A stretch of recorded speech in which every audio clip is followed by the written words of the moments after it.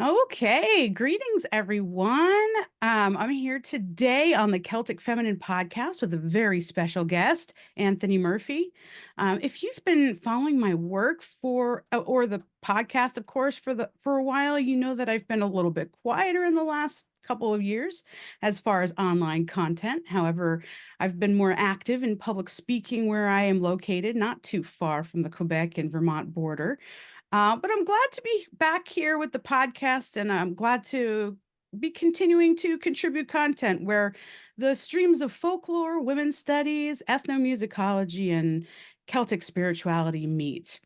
And you can find out more on the CelticFemininePodcast.com or by finding us on YouTube and the major podcasting hosting platforms out there, Apple, Spotify, etc.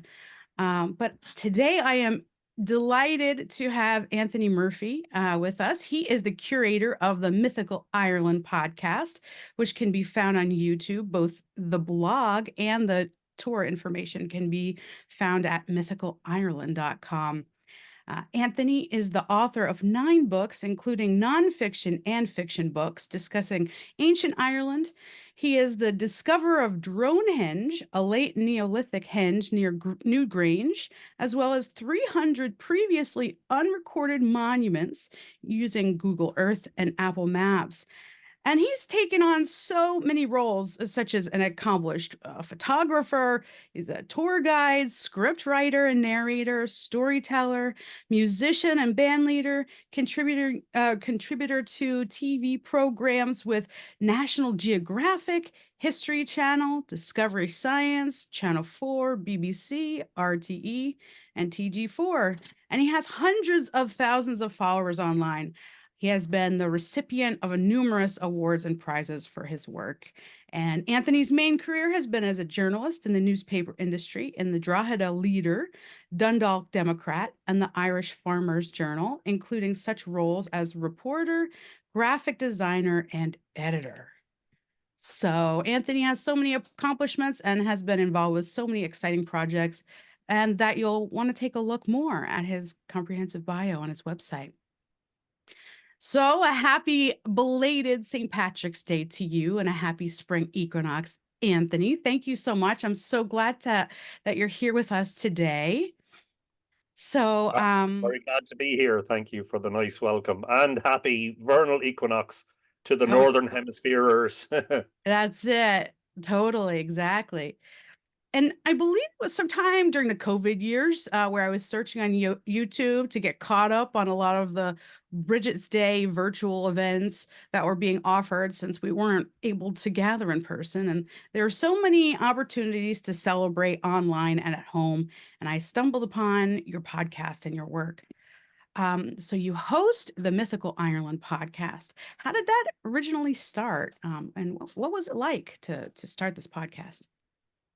Well, I think you might be talking about Live Irish Myths, uh, which was a live stream that began on the day that the Irish government announced the first lockdowns, which was in March of the year 2020, Mhm. on the 12th of March specifically. On that very day, the government said, from tomorrow, all the schools are closed, nobody's to go to work, and it was a very worrying time.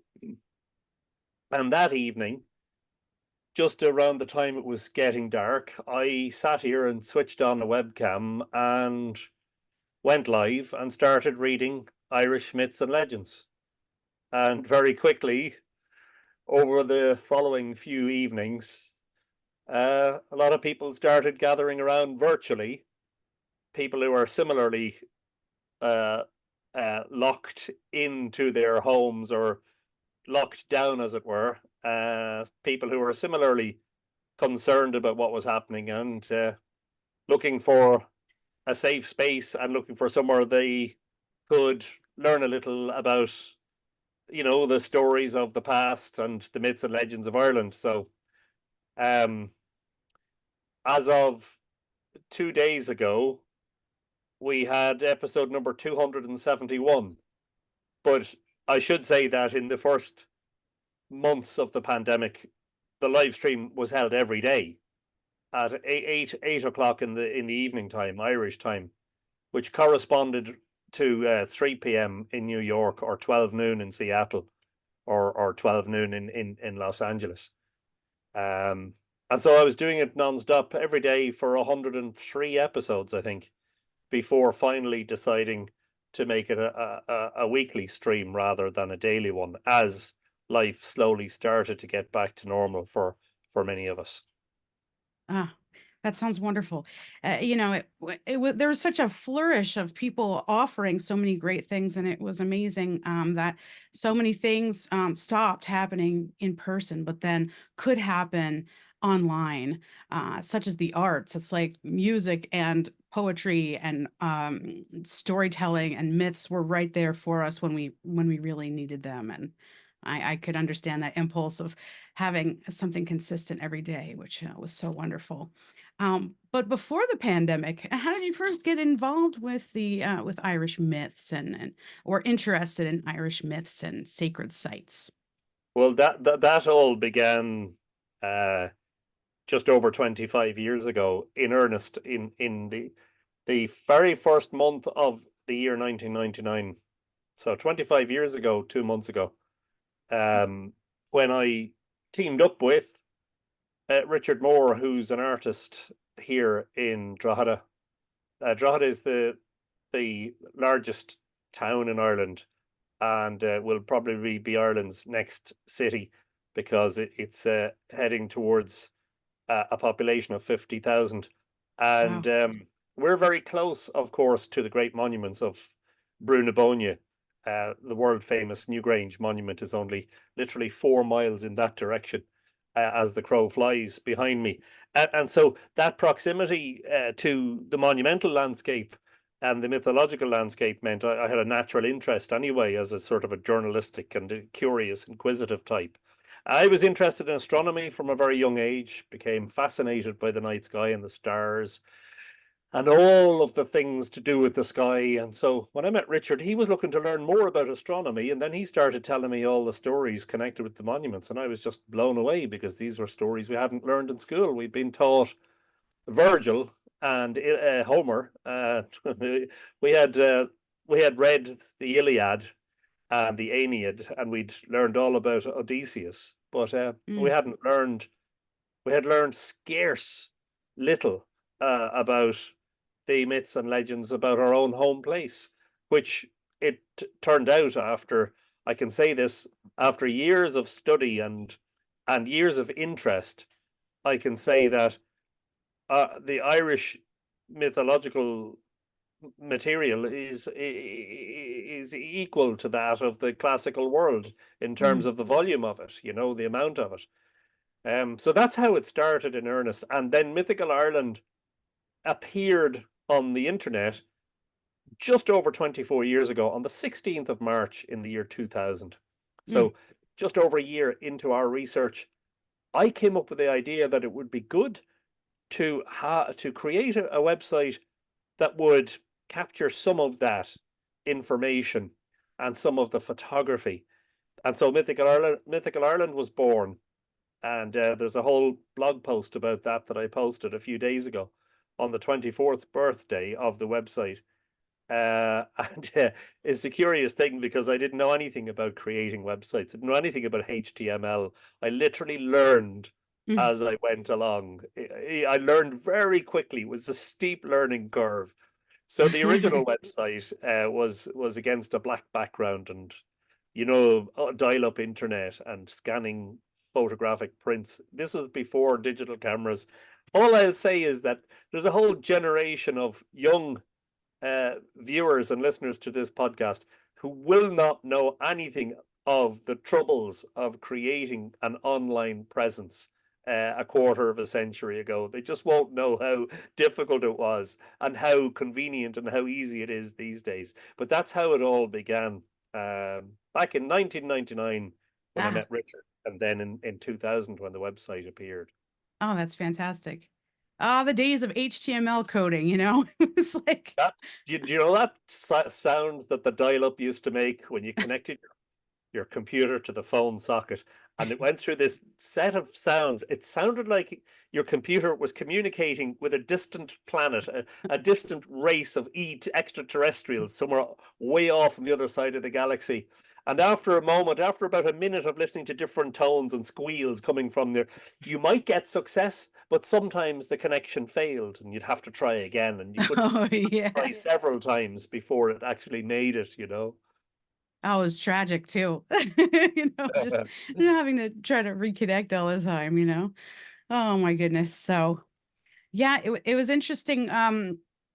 And I talked to Dolores Whelan when she was on the podcast about this, where I had this experience where I was in Galway, 2017, and I went to Charlie Burns and got it's a great bookstore there. I got a couple Irish spirituality books and things, and I went and walked and went to a restaurant, and it was a seafood restaurant. I was just kind of looking at my book, and the waiter just chatted me up and said, hey, what are you reading? And I, said what I was, reading about Irish spirituality or whatever. And he kind of snickered, and I was like, what? Like, I don't know. It was kind of weird and awkward snicker kind of. And I didn't know exactly what was behind it, but she mentioned maybe he didn't really like, you weren't really raised with a knowledge of Celtic spirituality or Irish spirituality at all, No. so yeah, so it's different. Um, and so your work is so valuable to bring this to light, and your recent podcast, of course, with about St. Patrick.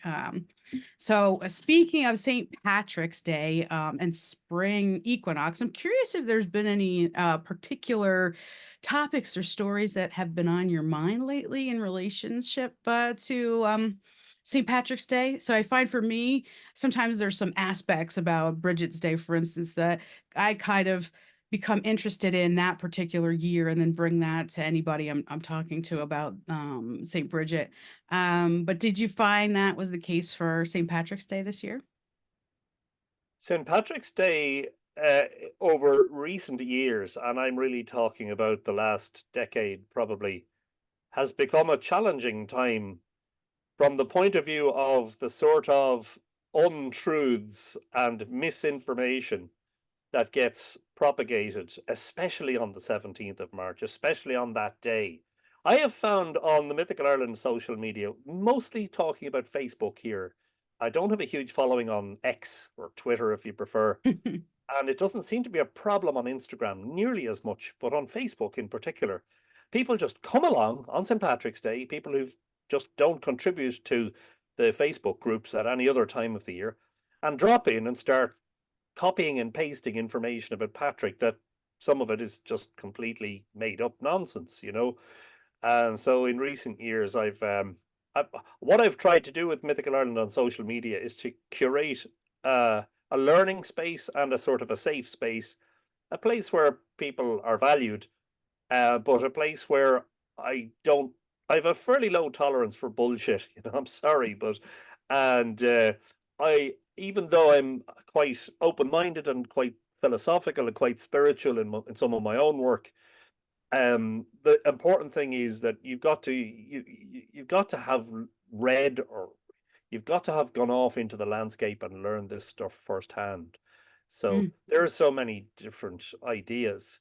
So the big difficulty with Patrick now, for modern pagans in particular, is the idea that he committed genocide against pagans when he arrived in Ireland.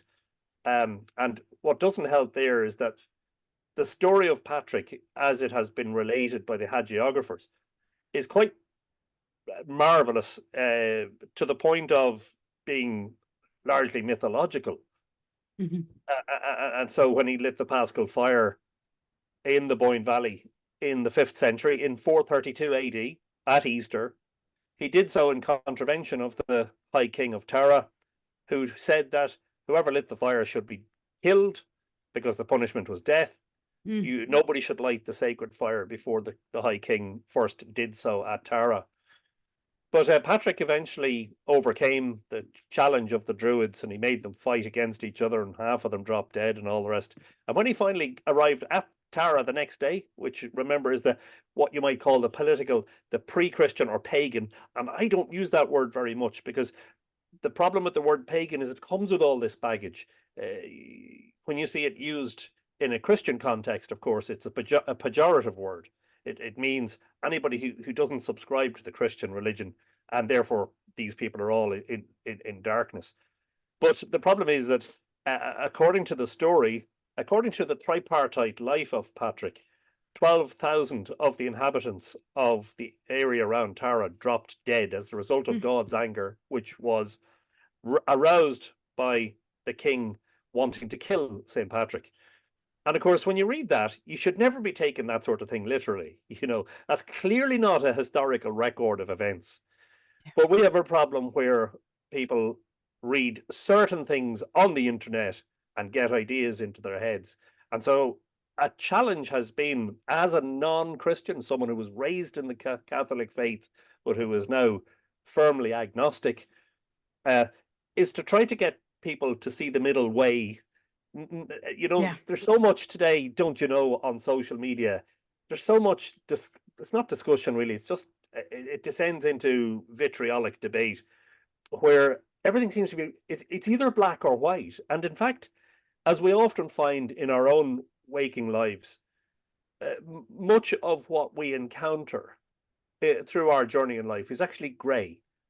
Much of what really happened in the past falls between one extreme and the other. But people tend to, on the internet, adopt an extreme viewpoint, a hard left, a hard right, or whatever it happens to be. It's black or it's white. But so much of it is actually grey. And so much of the story of Patrick is very grey, because I have repeatedly said, quoting somebody else who I can't remember who it was, but it was a scholar, that the known facts of St. Patrick's life could be written on the back of a postage stamp. But the mythological content of the description of what he did, the fable of Patrick, as it were, the folklore of Patrick, would fill many, many volumes. What do we actually know about him? Very little. He left his own confessio, the confession of Patrick, in which he comes across as quite a humble man, not at all the fearsome religious warrior that we meet in the hagiographies. So I'm much more interested in Brigid, of course, as you know, and I know we're going to get talking about Brigid. For me, although Brigid has a very, very dogged attitude, which I admire greatly, she doesn't have the fire and brimstone stuff so much as Patrick. I think the church figures of the later centuries, and I'm talking about maybe around 1,000 years ago, the church figures wanted an icon, a patriarch of Christianity in Ireland, and they made that retrospectively for Patrick. I suspect that the original Patrick, without all of the baggage of that propaganda of the later church, might have been actually quite a sound guy, despite the fact he was trying to convert people. I suspect his conversions were much more gentle. They were much less vitriolic than the official biographies of his life would have us believe. And remember, they were written centuries after he had lived and died. So, as always, picking up on the tale very late in the day and imagining that certain things happened that probably never happened at all, you know? Yeah. Yeah, it's interesting how even with Brigid, she's utilized in a particular way in order to promote certain ideals, certain values at certain times, and it changes through history. So it's really interesting. And same with Patrick, it sounds like. And yeah, it isn't very interesting about, trying to find that gray space, that nuanced space of being able to talk about these figures and talk about the mythology and utilize these stories and be able to really say what's really there without this hard line, one side or the other, and really just, and embrace things with love, and like you were saying, have a safe space for people to explore, to learn, and I think it's wonderful. It's great work. Um, Now, St. Patrick's Day, it happens around spring equinox. Do you think that there's a connection with St. Patrick and springtime? Do you think that there's any indication that there's a Christianization of the spring equinox? It's something I wonder about, but Yeah. as we see sometimes with other I holidays. do. I do. One of the first things that Patrick, so this is mythological content. Sure. As I said, the known facts could be written on a very, very, very small piece of paper. The known provable facts.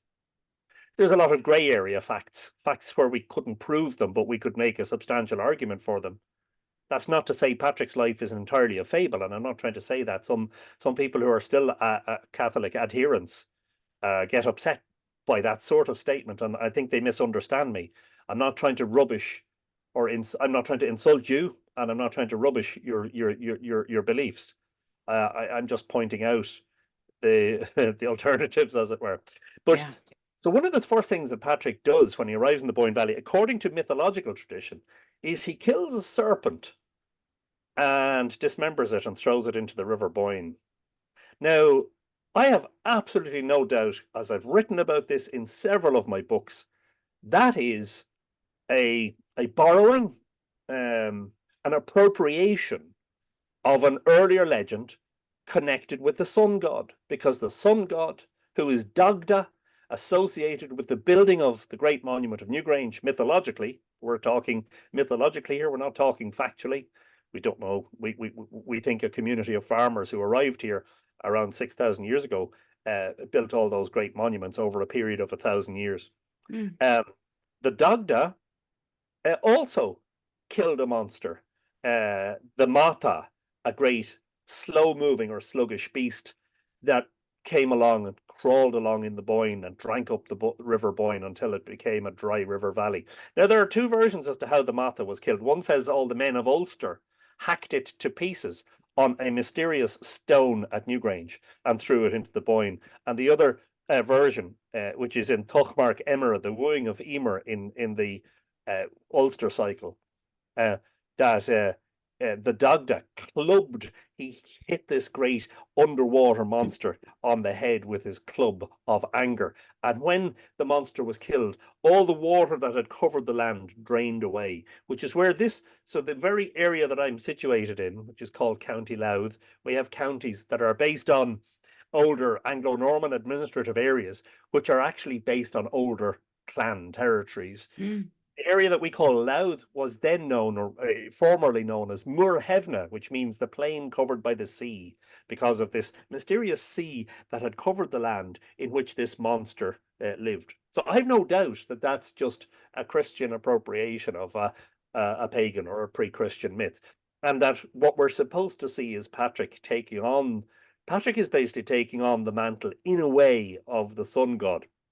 And that, of course, is not at all what the Christian scribes would have wanted for him, because talking about sun gods and sun deities immediately challenges the God of the Bible and Yahweh, the fearsome, angry, and jealous God of the Old Testament, who demands first and foremost in his commandments, the first commandment, which some people who are not all that religious think is thou shalt not kill. It's not actually. It's thou shalt have no other gods before me, because God is particularly jealous.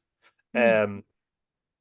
There's another aspect that I've written about in a very long, well, quite a long article on the Mythical Ireland website in the mythology section. It's called The Myths and Legends of St. Patrick. There's another fascinating aspect, which is if you consider that Patrick lit the Paschal fire at a place called Ferta Fur Feach, the graves of the men of Feach, and that is assumed to be the hill of Slane, where the first conversion of a druid to a bishop happened, and he was Bishop Irk, the first bishop of Slane, previously a druid of King Lera of Tara. So you think about Slane being covered, or this fire emanating from the hilltop of Slane in the 5th century, being viewed from the hill of Tara from one direction, but also from the west, from the interior of a very special Neolithic chambered cairn or passage tomb, which we call Cairn T, which was called the Cailleach's Cairn or the Hag's Cairn at Mm. Slieve na Caille in the far northwestern corner of Meath, where I noticed 20 years ago, and the picture is in the article on the website. I noticed that if you crouch down in the end recess of that chamber, now that chamber is unfortunately no longer open to the public. In Yeah. 2018, it was closed because of concerns that it was going to subside and collapse. But if you sit in there and crouch in the end recess and look out towards the distant horizon through the entrance of the passageway, you're looking directly at the Hill of Slane. And I thought, this is interesting. In the Neolithic, so more than 5,000 years ago, on the mornings of the equinoxes, we probably had people up there who built those monuments, watching the sun rising and shining its light onto this panel of artwork, these engravings, which are picked out using stones, which appear to depict solar symbols, emblems of the sun, sun wheels. So the sunlight is actually directly striking those. And at that time, the sun is rising over the Hill of Slane. And then 3,500 years later, along comes this new religion where this man lights a fire, very symbolic fire, representing the fire of Christianity. He does so that he draws the ire of the King of Tara at the hill of the King of Ireland at the Hill of Tara, the High King. But he also does so where he's directly overlooking the great monuments associated with the prehistoric deities, the Mm. Tuatha Dé Danann, who are said to have built the great monuments of Brú na Bóinne. You're looking down on them from Slane, and you're looking down at or across at Tara. And then in the distance in the west, you can't see it today because there's a lot of trees growing on the Hill of Slane. But without the trees there, you're looking also at Slieve na Caille, where this cairn looks towards the Hill of Slane. So you've got at equinox the ball, the fiery ball of the sun coming out of Slane, illuminating this chamber. And then 3,500 years later, you've got a man lighting a fire at around the time of equinox. And I have my suspicion that that is similarly why Slane, well, there's several reasons for it, of course. But that may be one of them, that we're trying to commandeer something that's much more ancient and give it a Christian gloss, as it were, sugar coat it if you want. Mm. And that is not the only example of that, because the Christianity that develops in Ireland in the first couple of centuries after Patrick is a very insular Christianity, separated from the Roman world. The Roman Empire is already starting to decline by the time Patrick brings Christianity to Ireland. And in fact, a version, an isolated, as I say, insular version of Christianity that is so detached from the rest of Europe that we calculate Easter in a way that it can fall, Easter Sunday can fall on Passover, which is something the rest of Europe was saying, no, definitely, we want to separate the origins of Easter from Passover. So the way it was being calculated in Ireland, it could happen that Easter Sunday would fall on Passover. But the way it was being calculated in the rest of Europe, it couldn't. And Mm. eventually that was settled at the Synod of Whitby in the year 665 AD, Yeah. when the Irish church leaders were basically told by everyone else, listen, you can't do that anymore, and yet what had arisen in Ireland was a Christianity not based on paganism, but which incorporated paganism into its feast days and its tenets. And there were no martyrs. Nobody was killed bringing Christianity into Ireland, which means that it wasn't resisted. And why was it not resisted? Because it was it was a religion that was blended with what beliefs were there already. Yeah, gradually. Yeah, I find it fascinating that, you say the word Paschal fire, in Hebrew, I believe it's Hebrew. For Passover, it's Pesach. So these words for Easter and Passover are very similar. Like in Italian, it's Buona Pasqua, Happy Easter. So you can see how there's a connection with these words. It's fascinating, and I really appreciate that you're illuminating this for us too. And so you've been around, you've been walking the land, going to so many of these different sites, and also taking a look with your camera, with your drone technology and things. And I just find it fantastic. Um, and so speaking about, walking the land and tours and things like that, I know that you've worked with the folks at Brigid's Way tour. And could you tell us a little bit about Brigid's Way and what it is and what has been your part in this project? Well, it's a curious, just in case your viewers are suddenly thinking, wow, this is a bit of a sideways step from what we were just talking about. It isn't. It's actually Yeah. directly related because it was that alignment of sites where Richard Moore, at the very beginning of our time together, about 25 years ago, he had been painting at the Hill of Tara and he asked me a question, a very leading question. And it was like an intuitive question. It's like he knew somewhere inside him that there was an answer to this. He just didn't know Mm. what the answer was. And the question was, why, when Patrick lit the Paschal fire at Slane, why was he drawing the eyes of the king and his retinue away from Tara towards Slane? Well, it turns out that uh, alignment, as it were, from Tara to Slane continues in both directions and intersects some very important sites. Mm. And we wrote about it in our book, Island of the Setting Sun in Search of Ireland's Ancient Astronomers, which was published in 2008. And then it sold out very quickly in the space of a year. And then the publisher said, why don't we try to go for a revised and expanded version and we'll republish it? So it was republished in 2008. And most of the new material was about Brigid because I had sort of taken on to investigate this alignment across the landscape and found that it actually uh, very, very precisely, if you draw a line on a map, or if you're using Google Earth, you're Yeah. actually creating an arc because it follows the curvature of the earth. It's not a straight line from one place to the other. It's like an arc just over the gradually curving earth.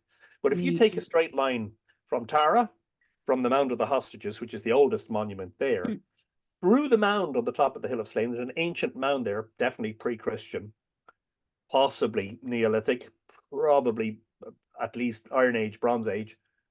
And you take it through from one mound through the other, you go all the way to Faughart in the north of County Louth and to very precisely the well of St. Brigid at Faughart. And if you take it in the other direction, it passes through numerous other sites, such as the Barrow Cemetery on the hill of Mount Oriel in County Louth, and a very large moated mound site at Bow Park in County Meath, Thurstonstown. But it goes all the way then in the other direction to the Curragh. And of course, they're the two places most strongly associated with Brigid, because she Mm. was born at Faughart, according to the tradition of that locality, and she founded her monastery on the fringes of the Curragh. And of course, the famous story is that she asked the King of Leinster if she could have some land upon which to graze her cattle, and he mockingly said, "Ha ha ha ha! You can have as much land as your cloak will cover." And when she took off her cloak and laid it on the ground, it magically expanded and covered this area of several thousand acres, which is now the Curragh Plain. And it was on the fringes of that that she set up her monastery, the monastery of Kildare, where there is still to this day a very strong devotion to Brigid. But we might get to that. Anyway, so Yeah. I wrote about this, and then I was talking about this in Dublin at a Brigid's Day event. Can't remember exactly the year, but it probably would have been 2008, 2009, 2010. Oh, neat. And in the audience were two very interested women, one of whom I knew quite well, Dolores Whelan, who Mm. was a guest on your podcast. And the other Yeah. was Karen Ward. I'm not sure if Karen has been a guest on your She has podcast. also. Yes. Well, there you go. Not surprised. And so they decided sometime either that day or sometime afterwards, they decided, well, that sounds like a pilgrim route. Let's. They founded a pilgrimage based on that route from Faughart to Kildare. Now, there's two things about that that are lovely. One is the fact that it's not a Catholic slash dyed in the wool Christian pilgrimage. It's for anybody, Hmm. whether you have religious belief or none. whether like me you're agnostic, or maybe you're atheistic, or maybe you're a Hindu. It doesn't matter, because pilgrimage at the end of the day shouldn't be about exclusion. It should be about inclusion. The other Yeah. beautiful thing is, in the first year of the pilgrimage, which was 2013, 11 years ago now, well, 11 years ago in the summer, we were crossing Sally Cox's land at Lisnawilly on the western fringes of Dundalk, which Hmm. is another large town in County Louth. And the landowner there, Sally Cox, brought my attention, and Dolores, I think, as well, brought my attention to the fact that a historian had written, a historian based in that area, had written about a pilgrim route Oh. connecting Faughart with Kildare, that this was a historic uh, pilgrim pathway that led from Faughart, north of Dundalk, to Kildare, and at some point in the past had been walked by adherents or followers of Brigid, as it were. And I thought that was just fantastic, because uh, I didn't know anything about that when I intuitively followed up Richard's question, which was, why did the king? Why was the king's? Why Hmm. were the king's eyes being drawn towards Slane?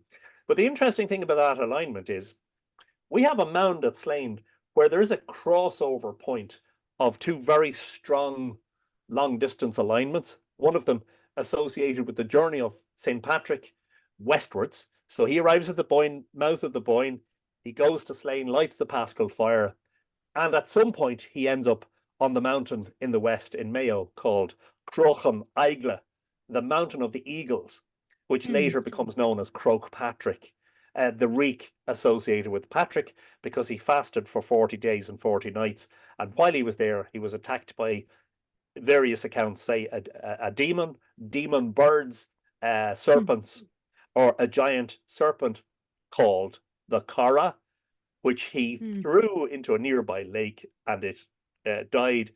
And that lake has become known as Loch Cara. And so this Ah. is another, I believe, continuation of that solar father myth. But Hmm. so we've got Slane where the Paschal fire was lit, with this very strong equinox pathway of Patrick leading directly through it. And almost in the opposite direction, or almost at 90 degrees to it, but not quite, in a north-south sort of motion, is this Brigid line passing from Fort to Kildare, which is quite incredible. It's like there's a and this is, of course, all esoteric. What I'm talking about now is not provable in any way, but it's almost as if the mound at Slane has this. It marks a very significant crossing point of two different, very different types of energy. The energy of the Christian patriarch, who takes on the mantle of the ancient sun deity, and the mantle of the feminine deity, who is very singular, who's very independent, who's like an icon of feminism in a way, because Bridget was very, very strong when it came to dealing with the men. Those who were courting after her were left in no uncertain, you know, well, they were left knowing fully that she wasn't going to have anything to do with them, because Yeah. she was strong enough to be able to gouge out one of her eyes to make herself ugly, until Yeah. such time as the man stopped showing interest in her, where she would find her way to the nearest well and heal herself of her blemish. She had this extraordinary power. And of course, many of the wells associated with Bridget, you will find, are associated with healing the sight and problems with the eyes and problems with the sight, which is amazing. So that's where the the the Brigid the Brigid's Way alignment actually emanates from. It emanates from the writing that and the investigation that Richard and I had done all the way back, beginning in the early 2000s and culminating in 2008 with the writing of that new chapter, and then the talk in Dublin at which Karen and Dolores were present, you know. Yeah, that's fantastic. And it must have been really meaningful and special for you. What was maybe the most meaningful part of being a part of that that whole tour and the discovery of that alignment? Um, it touched on me very personally, actually. So Richard and I, on our way to making discoveries and, finding out all these fascinating things, um, we had encountered several sort of significant, well, I suppose you could call them coincidences, but I would call it synchronicity, Mm. Very, very, very major and highly unlikely things were happening. One of the things that happened around that time, which gave me, as an agnostic, challenged any notion that I might have had that, you know, everything was logical and everything was empirical and everything could be proved by science. It really knocked that on the head for me, because there are things that I think that by the way, I think that your religious and spiritual views should be informed by your experiences. Problem with religion is other people telling you what to do and how to behave and what to Yes. believe in. Spirituality, of course, is what you learn yourself, what you intuit yourself, what you pick up as you go along. So spirituality is what's personal to you. And despite the onslaught of very organized religion in Ireland over a millennium and a half, many people actually did remain intensely spiritual in a way that would have annoyed the Catholic Church had they known about it. But of course, a lot of people kept that to themselves. So anyway, I worked for a time as the editor of the Dundalk Democrat. And Dundalk is a town that rivals with Drogheda. The two towns, Mhm. Drogheda, I was born and bred in. I love the place. As I said, it's going to be Ireland's next city. Drogheda and Dundalk had this intense rivalry, over the years. Similar sized towns, both based in a very small county, the smallest county in Ireland. Mm. And yet, I have relatives in Dundalk on my father's side because his family had come from Dundalk. So I felt I had ties with the place. Anyway, I was one day while I was working there, I was investigating this alignment on Google Earth Mm. at lunchtime in work in Dundalk, when I discovered that, if because Google Earth is so very helpful with these in terms of defining exact places and exact crossover points. I found that the alignment, the Brigid's Way alignment from Faughart to Kildare, crossed directly through the property in Bridge Street in Dundalk. And even the name of the street, Bridge, sounds like Brigid. It crossed directly through the property where my grandmother, my father's mother, was brought. She was raised in an orphanage for a number of years because her mother had died when she was an infant. And her father, who was a cobbler, a repairer of shoes, had a business in Dundalk on Bridge Street, and went to the convent school where she was basically ensconced, and said, "You're going to come home and work for me." And her name was Brigid.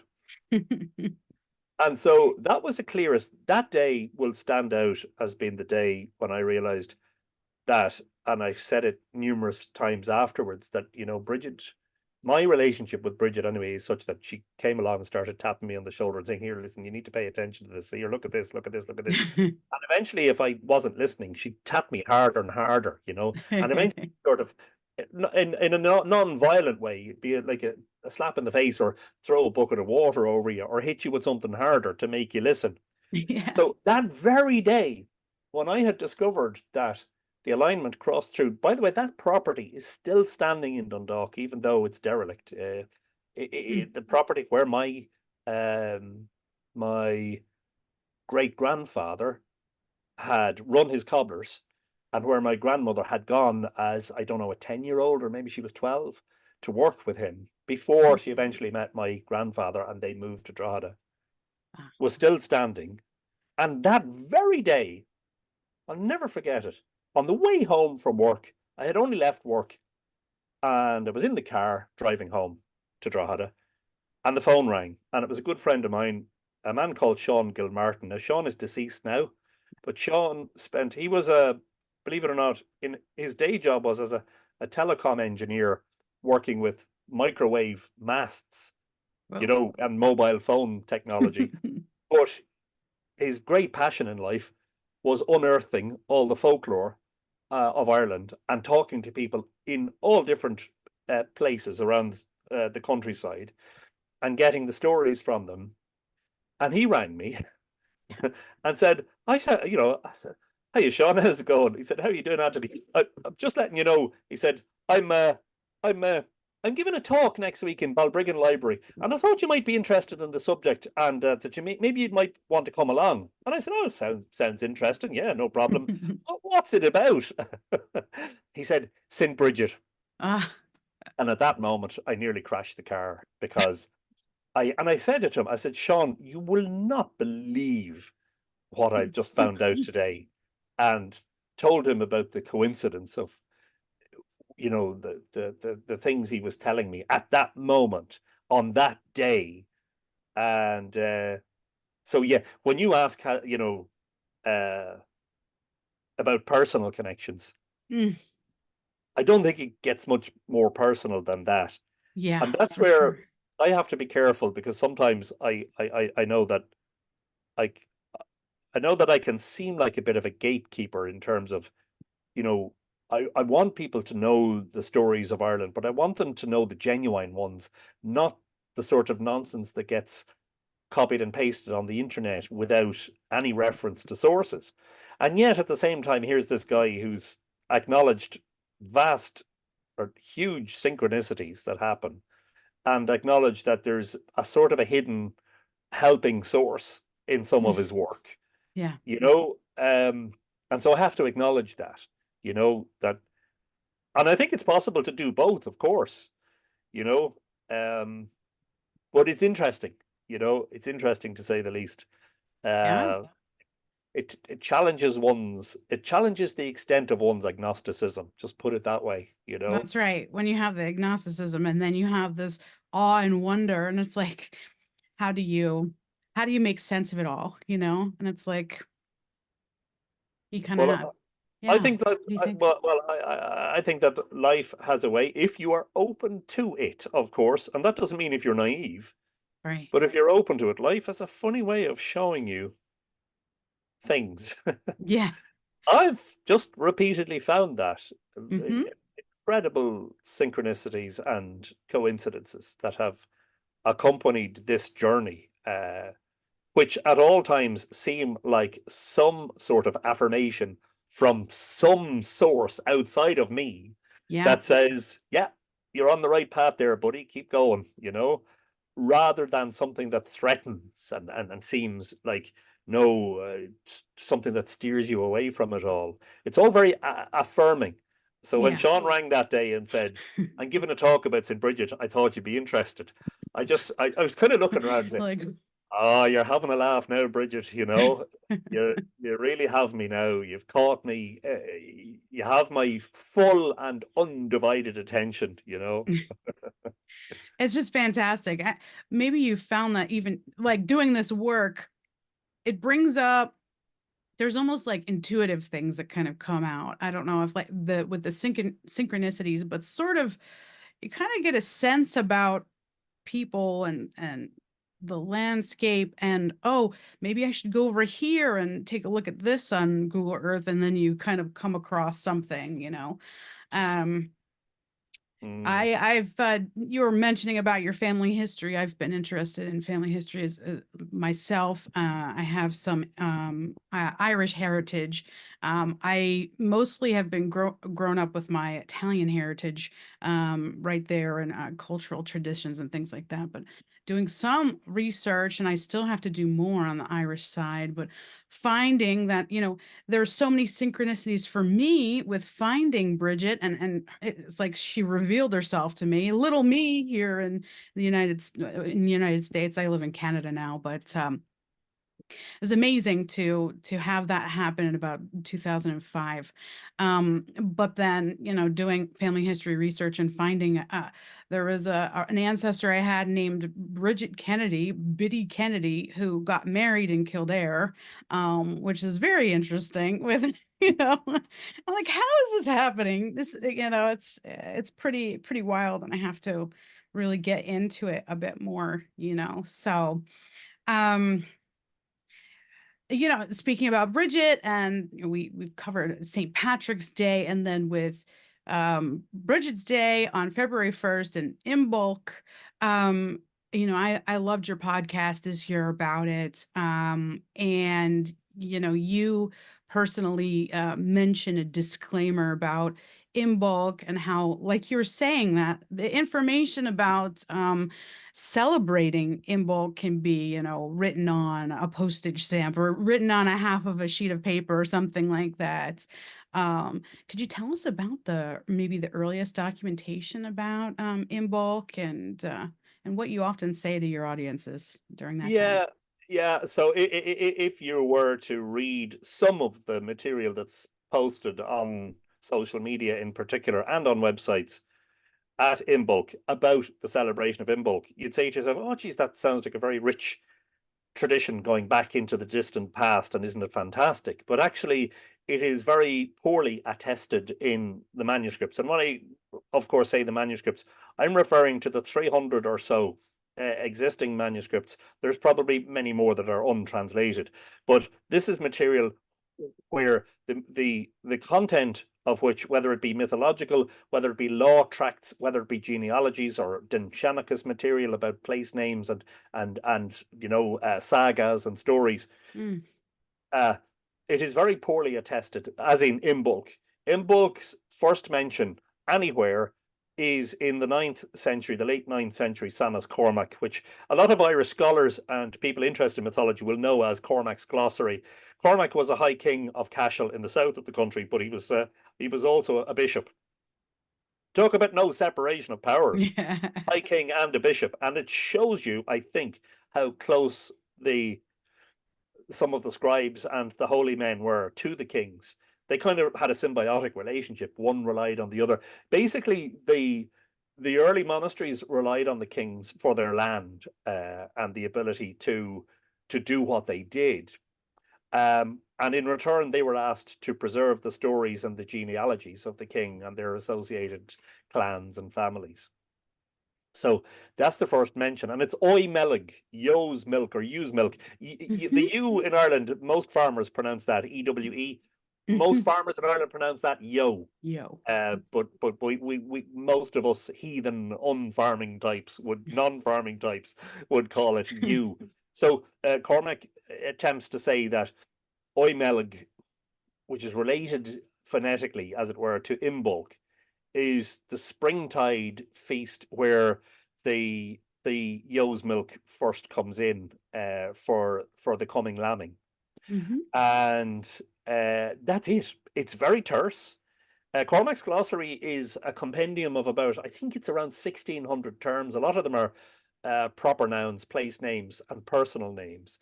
It's been described by some scholars as a what is it, a pseudo etymological database where Mm.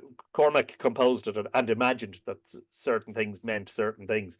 By the way, it's also Cormac's Glossary that gave rise to the notion that Brigid's name means fiery arrow. Bro Haggett. Haggett is the lenited version of Saggit, which is Irish for arrow, but it's based on Latin, sagitta. So Ah. the linguists have said we can dismiss that one. That is definitely a pseudo etymology. And yet you've got, Mm. again, when it comes to Imbolc, you get all sorts of things. Brigid's name means fiery arrow. And Imbolc was the time of year when the ewe's milk came in. Now, we're not saying that that's nonsense, but if you read anything else, it's likely to have been added Mm. by somebody along the way, because there's a very, very, very limited amount of material about Imbolc. Now, if you were to talk about one of the other great festivals of the Irish year, the two or three largest ones would be Bealtaine, Lunasa, and Samhain. Hmm.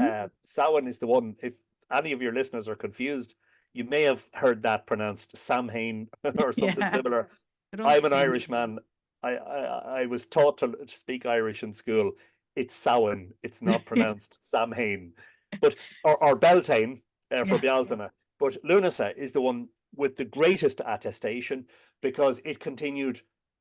It looks like it continued for many, many, many centuries of Irish history, and we have a huge number of Lunasa celebration sites around the country where Lunasa was celebrated on the last Sunday in July, according to the later Christian or Gregorian calendar, but was probably tied with the original celebration of the harvest festival from prehistoric times in August. Imbolc, we have very, very little to say about. So if you read a very comprehensive article about Imbolc and how it is celebrated and the various rites and rituals associated with it, ask the author for the sources. Because Exactly. they're likely to be few and far between. Now, that doesn't mean, of course, we can't throw out the baby with the bathwater. So that is a deficiency. The deficiency is that for centuries and centuries, probably since deep prehistory, until the churchmen arrived and began to write things down, the Irish people were an oral culture. Everything of importance was propagated orally. We sang and we spoke and we made poetry. We didn't write. We resisted writing. In fact, it is definitely not an exaggeration to say that a majority of Irish people did not learn to read and write until the 20th century. That is not an exaggeration. I can believe it. So we resisted, we being the Irish, we resisted writing things. So there's a deficiency there. There is a deficiency in that there's a paucity of descriptions about Imbolc in the manuscripts. And yet, into modern folklore, there's this huge survival of Lunasa rites and rituals and festivities. Does that mean that Imbolc was of less importance? It doesn't. Possibly what happened was its importance waned over the years with all of the changes that came. But yes, it coincides with what we might call a cross-quarter date. So the halfway point measured in days between winter solstice, which we absolutely know was a prehistoric date of importance because it's marked by a number of alignments of Neolithic sites here in the Boyne Valley. The halfway point between then and today, and of course today is vernal equinox. So I don't know when this podcast will be published, but I think you mentioned it already. We're recording it on the 20th of March. Today is the vernal equinox. Today is the day upon which, astronomically, what is the definition of vernal equinox? Is actually the scientific explanation is that is the day on which the sun crosses the celestial equator on its journey from south of the equator to north of the equator. So from here on in the northern hemisphere, the days are longer than the nights, and in the southern hemisphere, the nights are longer than the days. So the halfway point between winter solstice and spring equinox is approximately Brigid's Day, but it's not, because Imbolc never falls that early. Imbolc is generally the 4th or the 5th of February. If you actually count the number of days between the two and divide it in the middle, you'll find. But you see, the Gregorian calendar has an awful habit of taking older celebrations and arbitrarily giving them a date. I mean, the 21st of December, if you think about it, as winter solstice is effectively a new year. You know, it's a New Year's Day or New Year's Eve, as it were. The rising sun on the day of the standstill, when the sun is going to swap or switch its position, it's going to start returning northwards, you know. And then the equinox, which we said earlier, was marked at Cairntee looking at Slane. So we know that, or we're pretty sure that was an important date in the prehistoric calendar. And then Imbolc, or Oimelg, as Cormac refers to it in his glossary, approximately in the modern Gregorian calendar, the 1st of February is approximately around the time of Imbolc. Yeah, it's interesting. And I'm wondering if you know about any celebrations that have been documented, you know, within the last 500 years or something like that, oh yes, we are in this town and we're celebrating this particular feast. No, the celebrations in early February that we find in the detail of folklore, are all connected with Brigid, and they're all connected with Saint Brigid. Okay. And this is the part that some and I'm not generalizing because it's only some, Mm-hmm. because I know lots of modern pagans, and they're not all biased and they're not all mad, but some of them are quite crazy. But uh, what people should understand is they probably saw in Brigid something, as I do, by the way, something that extends beyond the boundaries of religion. This is one of the wonderful things about Brigid. Mm. And I can't say the same about Patrick.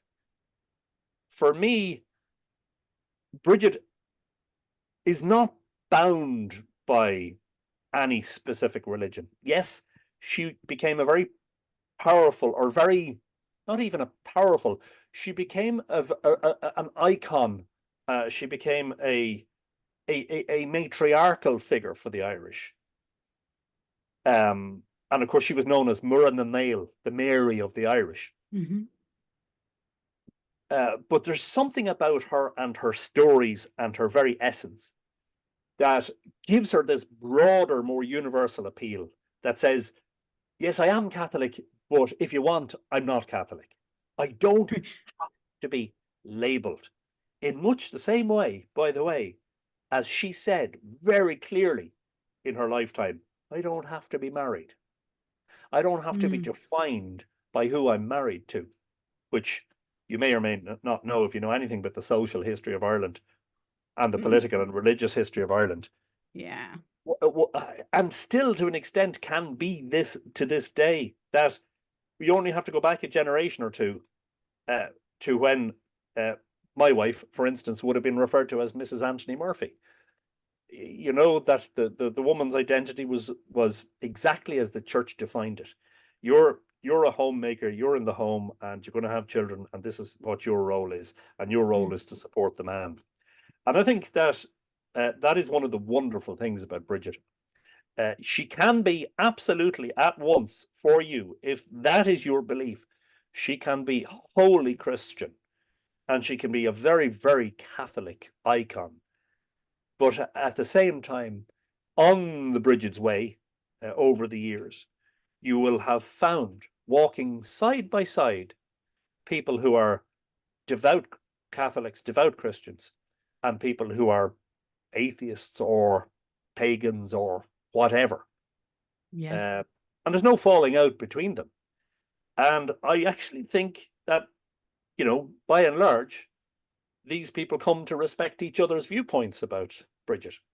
I think she's unifying rather than dividing. And I think that's the thing about Patrick that makes him Mm. different. He, Right. I think he divides and conquers. And he certainly mythologically, if you look at some of what, he made one of the druids at the Hill of Slane. He made one of the druids go up into the air and fall back down and dash his brains on the rocks. It's a very horrible way Doesn't to sound so unifying. do you know what I mean, right? Yeah. Yeah. Um, Brigid, much less so. And Brigid and her nuns, of course, are famed as kindling the eternal flame Mm. in Kildare. There's even a feature there in the churchyard that is described as being the fire pit, that she tended a flame. And, the pilgrims on the Bridges Way, they carry the flame in the lantern, Yeah. and there's an order there of Brigidine sisters in Kildare who built a monastery that was entirely paid for by the people of that area. They fundraised. They raised, I think it was several 100,000. Mm. And those sisters welcome the likes of me and every uh, footsore, weary pilgrim who happens to knock their door. It doesn't matter. They don't open the door and ask you, are you Catholic? Yeah. And if you're not welcome. It's not like that at all. Right. Because of that universal aspect of the appeal of Brigid, because she is what you want her to be in a way, um, that she just seems to defy all boundaries and all attempts to either describe her, and by describing her, to cage her in some way. Mm-hmm. She's she's a very, very powerful figure, you know. and a Yeah, very, as I say, a unifying one as well, I believe, exactly. Perhaps, perhaps I've said too much, but I No, just it's don't totally right. belabor the point. And yeah, very unifying. And that's what I found when I first, had my own synchronicities with her. I started reading about her in the early days of, it was 2005, but still, it wasn't like today where you can order pretty much anything on Amazon.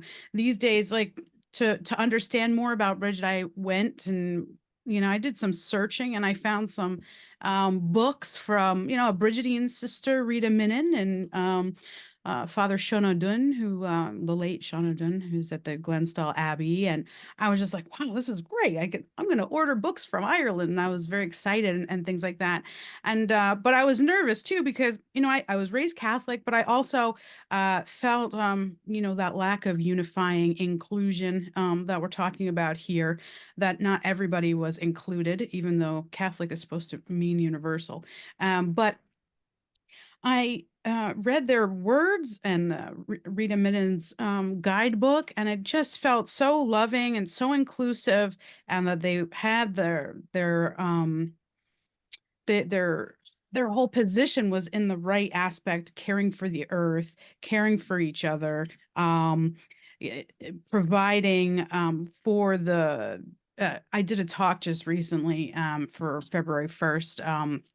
About the generosity of Brigid, and also about the Brigidian sisters, about their hospitality and things like that. So it's just a beautiful thing, and that's what's wonderful. The unifying feature that I can actually talk about Brigid, even though it seems a little bit of a to some people, like a strange kind of a nerdy little thing I do or talk about or whatever. But I can talk to a variety of different people about her, and people start to understand and things like Mm. that. Whether it's Catholic or pagan, earth centered on some sort, or people who are interested in travel or Ireland and beautiful sights and things like that. Well, So, another of the things that's really interesting about Cormac's glossary is the fact that when he mentions Brigid, he only talks about the pre-Christian Brigid. He only talks about the uh, poetess, the daughter of the Dagda, who was a matron, as it were. I was going to say a patron, but a patron, as if you like, a patron of the poets and the smiths and the healers. Now, this is strange for a ninth century churchman to completely fail to talk about the Christian Brigid, who by that time had lived several centuries previously. Now, I don't fully understand it, but I'm guessing that there's some political interplay there between Kildare and Cashel, of course, as two power centres vying for each other, in much the same way as Armagh was successful in making Patrick the supreme church uh, patriarch of Ireland, at the expense of Brigid, by the way. yeah, And of course, the story there is that they they met, and Brigid was a little bit, what's the word?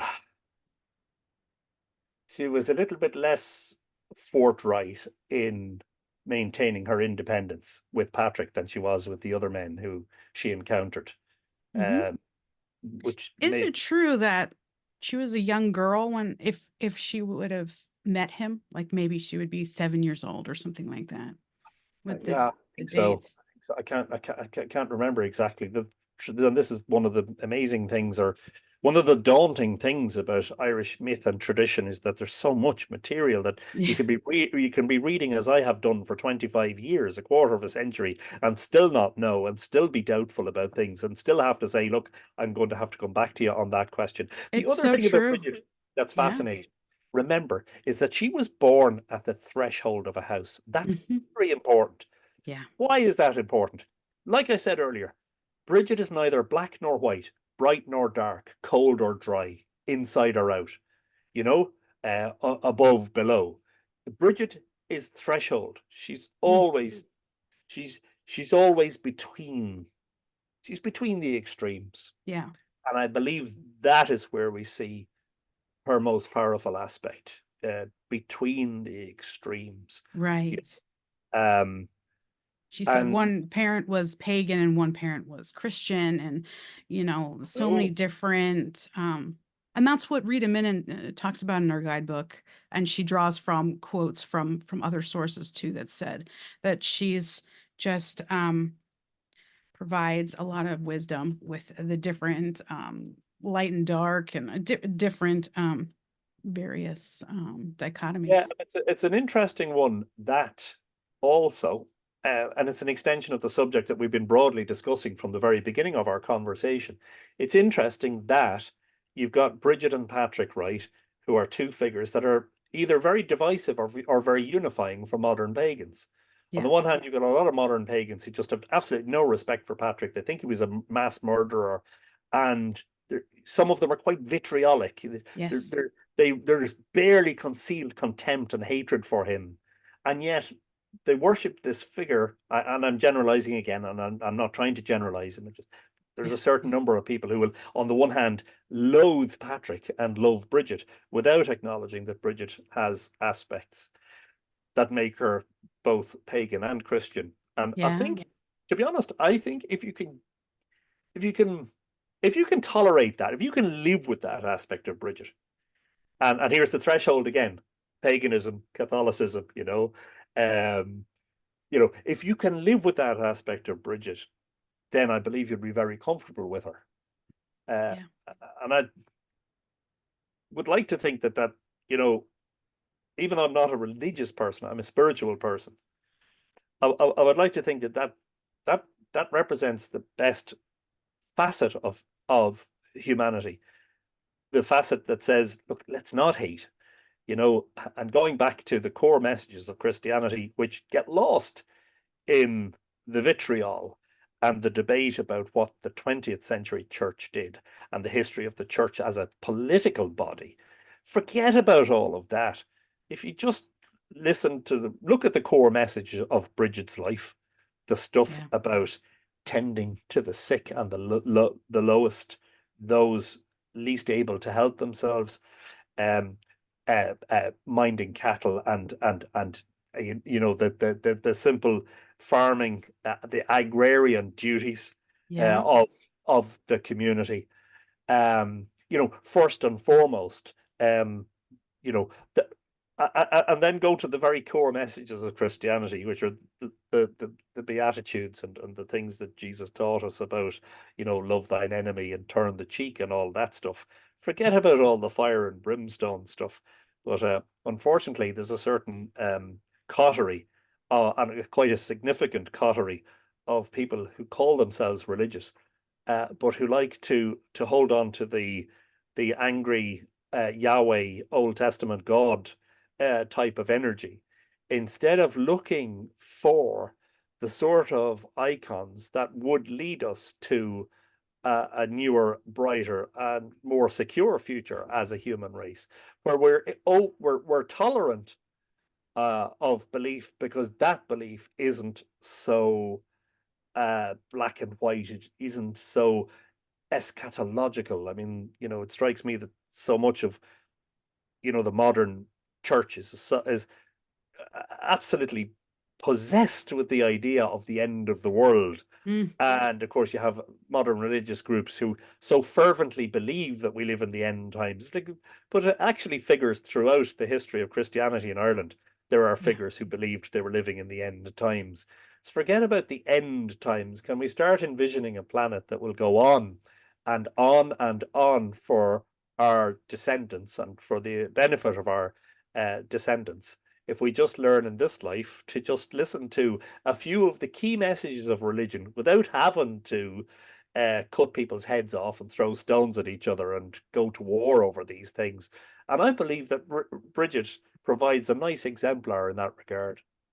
Exactly. And from your in bulk podcast, I loved how you were, describing, there's so many stories of Bridget that you're like straight from the Jesus playbook, basically, because she's, performing these miracles and, producing food for people and taking care of the sick and the poor and everything. So it's a beautiful story. It's a beautiful to be reminded of, and the scarcity mindset we should get away from, that we're the end times and everything. And there's a lot of wisdom about like a lot of in the Irish, some symbolism with circles and everlasting kind of, just things go on and on and on. And it's a beautiful wisdom tradition, which I love. And with the Bridget's Way pilgrimage, speaking of just, there's beautiful Celtic or Irish wisdom, Dolores Whelan, for instance, and along the tour, I believe there are songs that are sung. Is that right? That there are songs that are shared and things like that. Yes, there are. Hmm. Can I specifically remember them? Not really. I do remember that one of the things that I remember is that there was a great sort of feeling of joyful participation. Yeah. I have to forgive my dog. He's we call him the second doorbell. When somebody rings the doorbell, he starts barking. Um, yeah. What struck me about it was the extent of the joyful participation in it all. Yeah. I am old enough. I'll be 50 this week. Yeah. I'm old enough to Happy remember. birthday. I know, right? A half century, 50 journeys around the sun. Wow. I'm old enough to remember when Ireland was a mostly devout Catholic country. When I was a young boy, in my first, certainly in the first decade of my life, and maybe a little bit more, Hmm. I, I'm old enough to remember the huge number of processions, religious processions that were held in my hometown throughout the Ah, year. Corpus Christi, which is one that isn't held anymore, ah. and Good Friday procession, and all of the others. And I remember playing music in one or two processions with the brass band. And I remember how solemn it was. And I remember how it was the opposite of uplifting. Mm. It felt like, I'm sorry, and I don't want to denigrate, because I know there's plenty of people who still believe, and plenty of people who are still devout Christians. And this is not meant to hurt their feelings, but it felt to me as if, uh, is it Jesus mentioned something in the Bible about the vain repetitions of the heathen. It's just over and over again, and the rosary is being said, Hail Mary, full of grace, the Lord is with thee, blah, blah, blah. People are mumbling, mumbling, mumbling, mumbling, mumbling, mumbling, mumbling, and it all just it falls into this monotone sort of drone, It's just this and it feels as if there's no energy in it. There's no positive energy in it. Mm. It feels uh, the same could be said for the Catholic Mass. I attended enough of those as a youngster to remember sitting on a hard bench in a cold church, listening sometimes to a priest who wasn't blessed with the best voice in the world, literally mumbling from the altar, and the answer coming from the pews, and all the time feeling that, what are we doing here? This feels like you could actually feel in the air was thick with some sort of oppression. Mm. Go on a pilgrimage with the Brigid's Way pilgrims, and you hear the songs being sung and the poetry and just the spontaneous things that happen. Yeah. Won't talk about the day a load of people stripped off and swam in the canal, but you know the spontaneity of it and the joy of that. And it struck me that that is okay. uh, This is not hedonism, by the way, because hedonism would be just going to a rock concert and taking drugs and having a few cans. Yeah. This felt like a much this felt like the sort of religion that if I had grown up with it, I probably wouldn't have given it up, to be honest. Yeah. Whereas as an agnostic, the religion that I grew up, and the main reason apart from the fact that I felt I was speaking into an echo chamber, I couldn't communicate with the God of the Bible. He's a figure who's just far too aloof and far too brooding and Mm. threatening and jealous and all the rest. But there was something about the Brigid Way pilgrimages that felt it was religious and yet non-religious, Yeah. but you felt like you were enjoying something joyful. I once attended, again for musical reasons, not Yeah. for religious reasons. I once attended in Drogheda uh, uh, a church service in one of these modern churches where the participants were, well, the the pastor was a man of African origin. Hmm. And the joy of the Yeah. participation that day. And again, I found myself saying, wow, if only I had grown up in this kind of church, where we were joyful about celebrating what we believed rather than feeling quite miserable, which I believe is exactly where the church wanted Irish people to be in the 20th century. Yeah. Yeah, walking along through these lush fields on scenic routes through the wilderness, well, not wilderness, but you know what I mean, along the canals and of County Kildare with these lovely people singing songs and just everybody just, you know, being in such, that felt closer to a true uplifting religious experience than pretty much anything else. Right.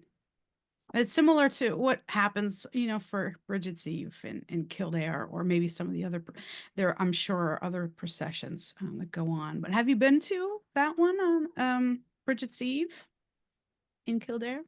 I regret to say that I haven't. But Ah, then I suppose one of the things about my journey is that I was very busy in my career. yeah, Um, I was working in newspapers for 31 years, and I haven't given it up completely, but I'm working for myself as Mythical Ireland now. sure. And also, we have 5 kids, so we were busy between work and home life. Life was extremely busy, so I often didn't get a chance to do the things. Yeah. So I'm hoping now Hmm. in the coming years, if I'm given the time, to Yeah. maybe enjoy such things. Right. So that's what's the beautiful thing, like you were mentioning, this, the pilgrimage, the songs and the joy, and that's basically what happens on, and it's very meaningful. So it's without the oppression. Like, I think we can be solemn, and it be very meaningful and awe-inspired, rather than, kind of really, oppressive and sad and things like that.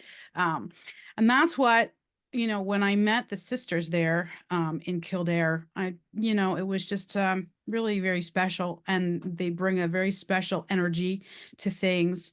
And it just feels like they've reinvigorated just that spiritual expression. And so that kind of take that joyful and also awe-inspiring kind of candlelit walk, takes the place of this sort of the oppressive procession that you're discussing. Processions in general, as well as the music that goes along with it, and that was part of my master's degree thesis work when I was at the University of Limerick. Um, that it's been interesting to me, but I've been taking a look at like Italian processions, for instance. And that has fascinated me as well. And then, of course, the place of brass bands and things like that. Do you find yourself ever at a moment where there is an inspired moment when you're in these processions, or does it usually always feel oppressive? Well, I haven't participated in one for many, many years, but Right. I know that we would play music at some church events. We would still have a mass for our deceased members once a Hmm. year, even though well, I'd say a good deal of the people in the band are non-religious or secular, if you like. But Sure. we play some very religious music. Yeah. We play some modern compositions or modern arrangements of some traditional Christian hymn tunes that are very moving, actually. Hmm. Yeah. So it's not like it's devoid of feeling. It's not like that at all. Hmm. Um, but I still do think that we should.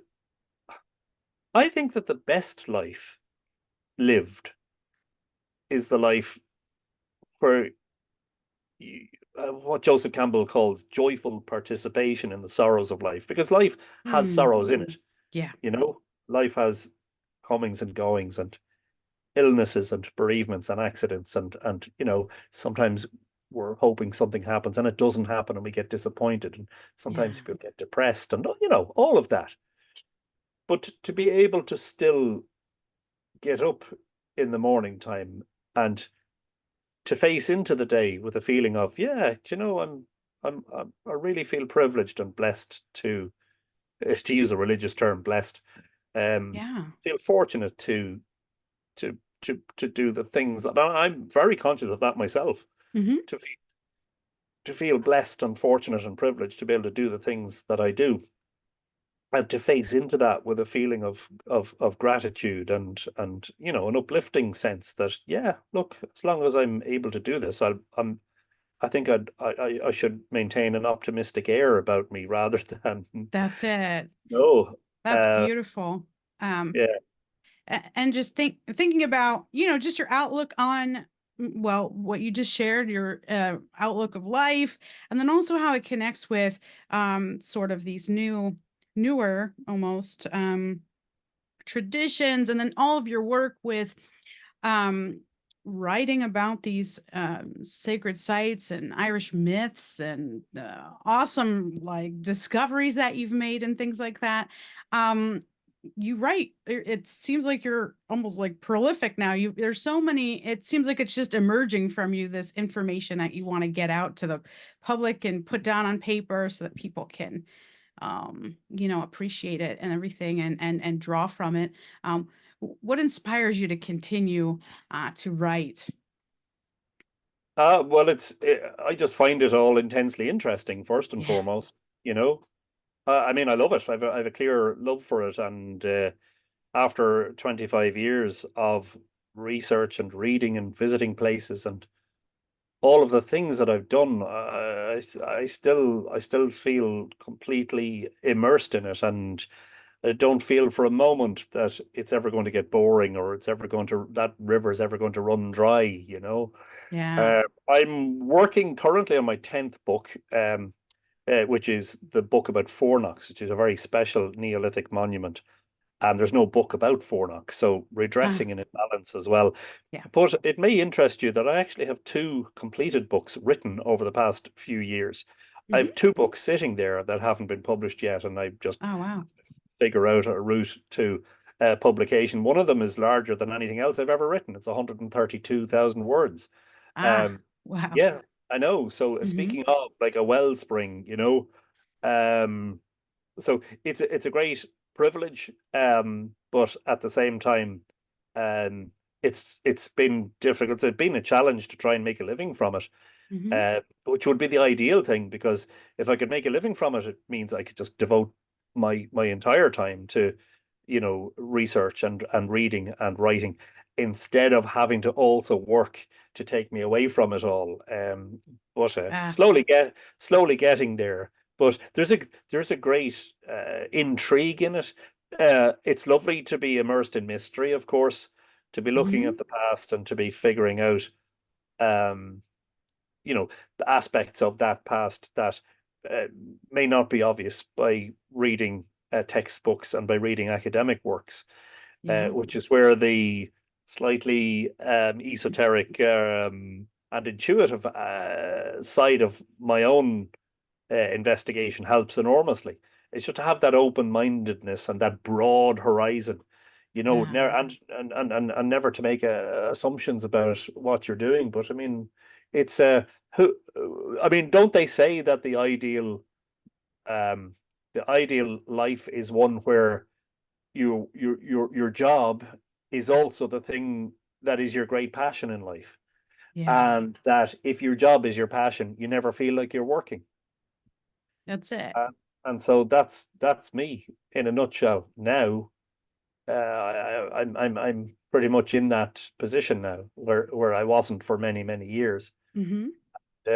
Yeah, feel Yeah, very, it's a wonderful place to be where you can, and I understand that push and pull, like you're just pulled away from the things that really are life-giving and that contribute to your own self and others, and put yourself out there to, really bring this mystery and awe to other people. So it's a really, really beautiful thing. Um, I have to wrap up, unfortunately, but I'm wondering if people are interested in learning more about you, where can they find you? Is there anything that you would like to leave anybody with? Oh, well, I mean, first and foremost, there's the website, which is, as you said earlier, mythicalireland.com. Mythicalireland.ie will take you there as well.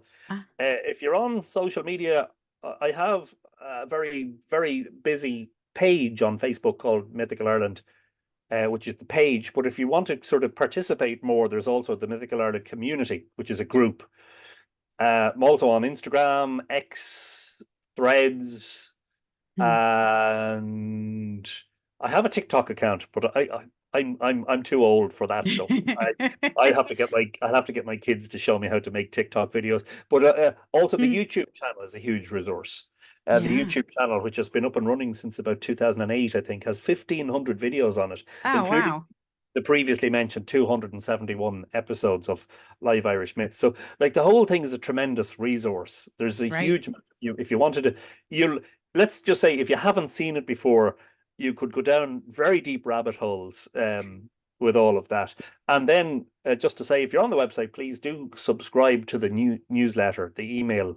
And I don't spam. It's only a Yeah. couple of times a month usually, and so that's important. And the other thing is to support my work, maybe buy some copies of my books or Hmm. my photographic, my limited edition prints, which or become a patron of Mythical Ireland, Yeah. which all helps to allow me to do the work and the research to continue producing the material for the website and for the patrons and for the books and the live streams and the Yeah. videos. Yeah, fantastic. Yeah, thank you so much. I really appreciate your time today, Anthony. So thank you for Thank you. everyone Thanks for for having me. joining us today. Yeah. And to connect further, you can go to the Celtic Feminine podcast.com and email me if you'd like at the Celtic Feminine Podcast at gmail.com. So thank you very much, Anthony. I appreciate it and connect with Welcome. you soon.